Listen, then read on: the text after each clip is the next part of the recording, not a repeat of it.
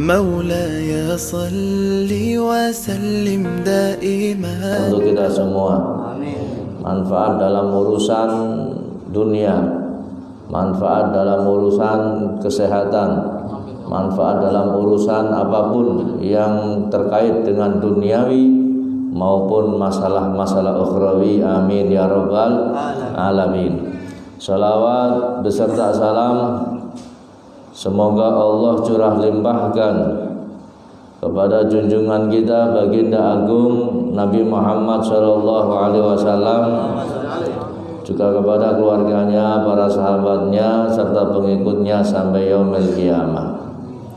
Hadirin yang dirahmati Allah, kita lanjutkan kajian kitab Riyadhus Shalihin yang disusun oleh Al-Imam Al-Allamah Al-Mujtahid Muhyiddin Abi Zakaria Yahya bin Syaraf An-Nawawi rahimahullahu ta'ala, atau yang dikenal dengan Imam Nawawi.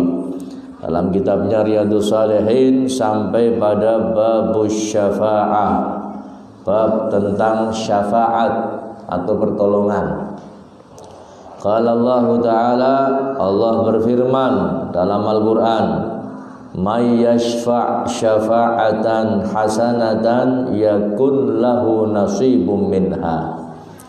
Allah berfirman yang artinya kurang lebih, dan barang siapa yang memberikan pertolongan berupa kebaikan, maka tentulah ia akan memperoleh bagian daripadanya, dari kebaikan tersebut. Wa an Nabi Musa al-Ash'ari radhiyallahu anhu qala, dari sahabat Abu Musa al-Ash'ari semoga Allah meridainya, qala, beliau berkata, kana Nabi sallallahu alaihi wasallam, dulu Nabi Muhammad sallallahu alaihi wasallam, idza atahu talibu hajatin, apabila ada orang yang datang kepada beliau dan meminta atau menginginkan satu hajat, aqbala ala julasaihi, maka Nabi sallallahu alaihi wasallam menghadapi atau berjumpa atau bertemu dengan sahabat-sahabatnya. Faqala, kemudian Nabi Muhammad mempersilahkan sahabat-sahabatnya untuk memberikan atau menunaikan hajat orang tersebut. Isfa'u, kata Rasulullah kepada mereka para sahabat, tolonglah mereka atau berilah pertolongan. Tu'jaru, maka kau sekalian akan diberikan pahala oleh Allah Subhanahu wa ta'ala. Wa yaqdiyallahu ala lisani nabihi ma ahab, wa fi riwayatin ma syaa, muttafaqun alaih. Kata Rasulullah, isfa'u tu'jaru, berilah pertolongan kepadanya, niscaya kau akan mendapatkan pahala, dan Allah memutuskan apa-apa yang disenanginya atas lisan nabinya Muhammad sallallahu alaihi wasallam. Jadi Nabi Muhammad ini hadirin punya akhlak, punya sifat. Beliau itu selalu memenuhi kebutuhan orang lain. Allahumma shalli ala Muhammad. Sampai ada seorang Nasrani saat itu melihat akhlak Nabi yang begitu mulia, maka beliau langsung masuk Islam, belum diajak sama Nabi. Ketika datang seorang Nasrani pengen ketemu Rasulullah, Nabi Muhammad pas ada di dalam masjid, Nabi Muhammad langsung keluar, kemudian digandeng itu Nasrani, dibawa ke rumahnya. Sebelum sampai rumah, ada wanita yang menghampiri, wanita tua yang menghampiri Rasulullah, menginginkan sebuah hajat. Ditolong sama Nabi Muhammad di hadapan si Nasrani tersebut, sampai beliau mengatakan, si Nasrani ini mengatakan, demi Allah ini bukan seorang raja, Muhammad bukan raja. Sampai selesai kebutuhannya dipenuhi, baru diajak lagi ke rumahnya. Sampai di rumahnya, kemudian tempat duduk yang biasa buat duduk Nabi Muhammad, permadani kecil, dihamparkan ke tamunya tersebut.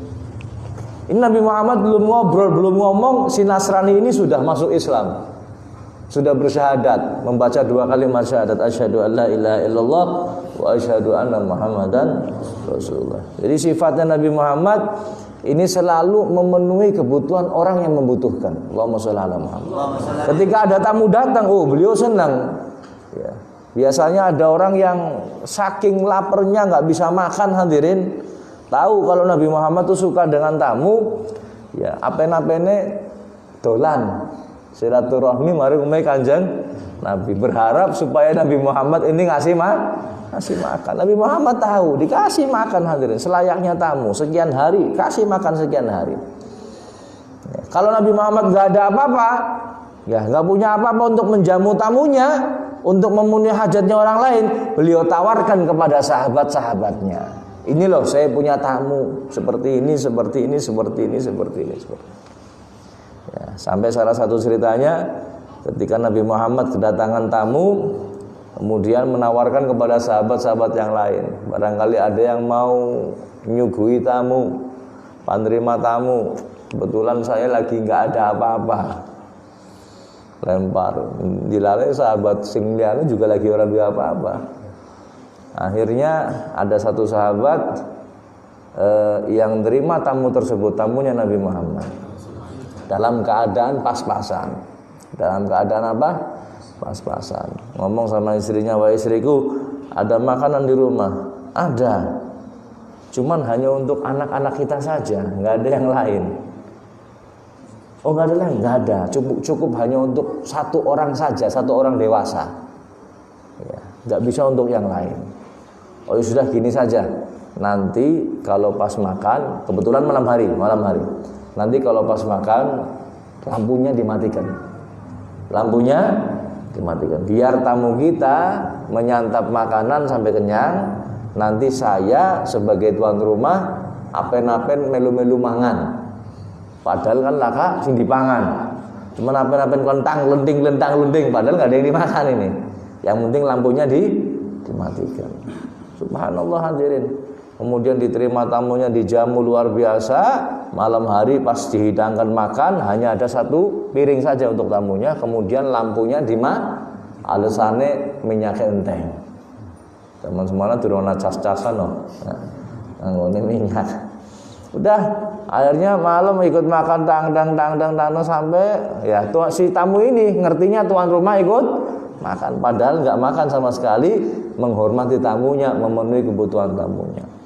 Inilah sifat Nabi kita Muhammad Shallallahu Alaihi Wasallam bersama dengan sahabat-sahabatnya. Mudah-mudahan kita ini bisa meniru, hadirin. Sedikit banyaknya bisa meniru. Wa yu'thiruna ala anfusihim walau kana bihim khasasah. Kata Al-Qur'an, mereka para sahabat Nabi itu lebih mendahulukan orang lain ketimbang dirinya sendiri, walaupun dirinya sendiri lebih membutuhkan. Ini sifatnya para sahabat Nabi Muhammad Shallallahu Alaihi Wasallam. Mungkin sedikit di antara kita yang bisa seperti itu. Dan di zaman ini mungkin langka, hadirin. Sekelurahan satu mungkin belum tentu ada. Satu kabupaten belum tentu ada. Satu provinsi belum tentu ada, satu negara belum tentu ada. Misalkan kita butuh makan nih, kelaparan, hanya ada satu piring, kita lapar, sehari belum makan, nggak punya uang lagi kita, pas-pasan duitnya.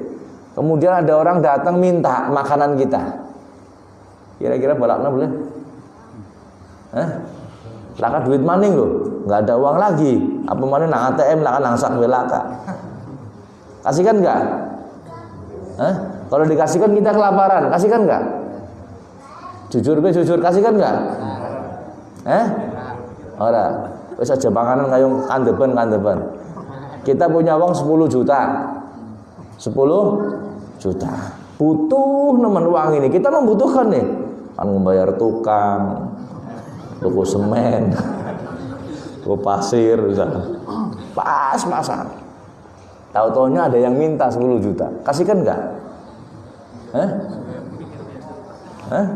Mikir pindo. Ini mikir pindo berarti masih mau dikasihkan. Kasihkan enggak? Ini mikir pindo sih mending, berarti masih ada niat baik hadirin. Karena wong apik nih mikir pindo. Cuman nang wajah-wajah sampean ora percaya nih ya. Enggak percaya. Nah ini wa yu'thiruna ala anfusihim walau kana bihim khassasah. Allah menjelaskan sifat para sahabat Nabi, sifatnya apalagi Nabi Muhammad. Para sahabatnya disifatkan seperti itu, lebih mementingkan orang lain. Dan perintahnya Nabi Muhammad, isfa'u tu'jaru. Berikan pertolongan. Orang yang minta pertolongan, maka kau akan mendapatkan pahala dari Allah Subhanahu wa ta'ala. Nabi SAW ini menolong orang bahkan sampai urusan rumah tangga hadirin. Ditolong. Dikisahkan dalam hadis yang berikutnya ini, wa an ibni Abbasin radhiyallahu anhuma fi qissati Barirata wa zawjiha. Ada sahabat perempuan namanya Barirah dan suaminya ya, yang menceritakan Ibnu Abbas. Beliau berkata, qala laha an-nabi sallallahu alaihi wasallam. Berkata Nabi Muhammad kepada Barirah. Kepada siapa? Law raja'tihi, seandainya wahai kamu Barirah kembali ke suamimu, kon aja nyaluk talak, jangan ditinggal suamimu, kasihan lanangnya kon aja ditinggal. Seandainya kamu kembali lagi itu lebih baik wahai Barirah.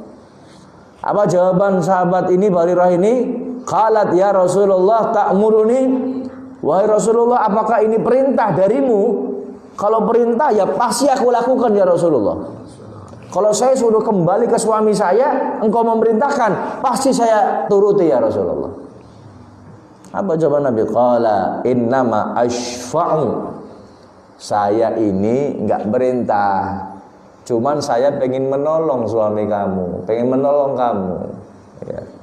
Qalat la hajata li fihi, kata Barirah, saya enggak ada kebutuhan, saya enggak ada keinginan untuk kembali lagi ya Rasulullah. Oh ya sudah.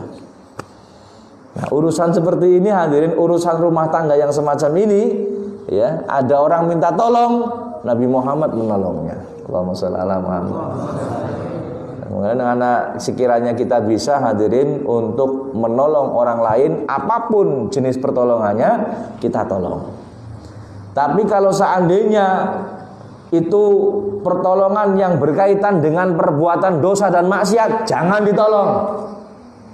Ya, sebab orang yang menolong perbuatan maksiat, ya ikut maksiat. Siapa yang menolong kezaliman, ya ikut berbuat zalim. Jangankan kok menolong, panjenengan ridho dengan perbuatan dosa, ikut melakukan dosa berarti. Aswah kon pan dosa-dosa urusane kawan nyong ta ora. Jadi enggak ngelarang, enggak ingkar dalam hati kita, dianggapnya biasa-biasa saja, seakan-akan kita ridho dengan perbuatan itu, ikut melakukan kita. Ya, dicatat sebagai pelaku dosa. Ridho bil maksiat. Ridho dengan maksiat, ya maksiat juga sama. Ya. Ridho dengan perbuatan dosa, ya sama kayak melakukan perbuatan dosa. Ya, makanya pertolongan ini hanya pertolongan yang keterkaitannya dengan perbuatan yang diperbolehkan oleh syariat. Apalagi pertolongan yang mungkin sunnah ataupun wajib. Ta'awanu 'alal birri wat taqwa, saling tolong menolonglah kalian dalam kebaikan dan juga